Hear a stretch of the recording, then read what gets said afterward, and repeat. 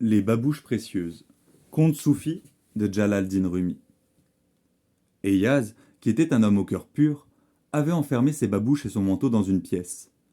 Il s'y rendait chaque jour, et comme ses babouches et ce manteau constituaient tout son avoir, il se disait « Tiens, vois ces babouches, tu n'as pas lieu d'être fier. » Mais des jaloux le calomnièrent auprès du sultan en disant « Eyaz possède une pièce où il accumule de l'or et de l'argent. La porte est bien fermée, et personne n'y entre que lui. » C'est étrange, dit le sultan. Que peut-il posséder qu'il désire cacher à mes yeux? Tâchons de percer ce mystère sans qu'il se doute de rien. Il appela un de ses émirs et lui dit « À minuit, tu ouvriras cette cellule et y prendras tout ce qui te semble intéressant. Tout ce que tu auras trouvé, montre-le à tes amis. Comment cet avare peut-il songer à accumuler des trésors alors que je suis si généreux ?» À minuit, l'émir se rendit à la cellule avec 3 de ses hommes.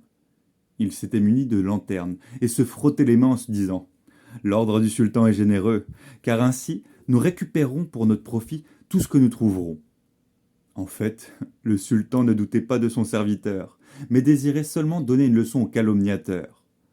Cependant, son cœur tremblait, et il se disait « Si vraiment il a fait une pareille chose, il ne faut pas que sa honte soit publique, car quoi qu'il arrive, il est mon bien-aimé. D'ailleurs, il est bien au-dessus de ce genre de calomnie. Celui qui a de mauvaises pensées compare ses amis à lui. Les menteurs ont comparé le prophète à eux, et c'est ainsi que les calomniateurs envirent à avoir de mauvaises pensées envers Eyaz. L'émir et ses hommes finirent par forcer la porte et pénétrèrent dans la pièce, brûlants de désir. Hélas, ils ne virent là que la paire de babouches et le manteau. Ils se dirent « Il est impensable que cette pièce soit ainsi vide. Ces objets ne sont là que pour détourner l'attention. » Ils allèrent chercher une pelle et une pioche, et commencèrent à creuser de tous côtés. Mais chacun des trous qu'ils creusaient leur disait « Cet endroit est vide.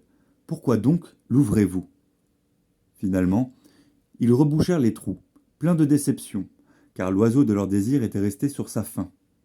La porte défoncée et le sol labouré restaient comme témoins de l'effraction. Ils s'en revinrent, couverts de poussière, auprès du sultan.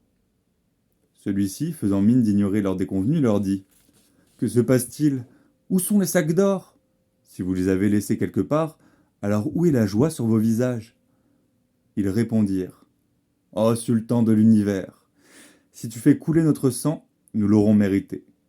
Nous nous en remettons à ta pitié et à ton pardon. » « Ce n'est pas à moi de vous pardonner, » répliqua le sultan, « mais plutôt à Eyaz, car vous avez attaqué sa dignité. Cette blessure est sur son cœur. Bien que lui et moi, nous ne fassions qu'un, cette calomnie ne me touchait pas directement.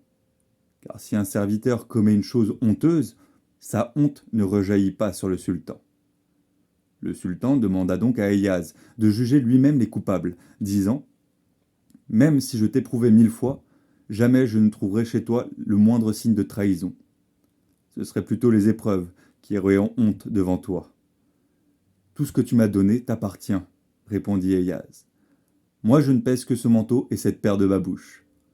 C'est pour cela que le prophète a dit « Celui qui se connaît aussi son Dieu. » C'est à toi de juger, car devant le soleil, les étoiles disparaissent.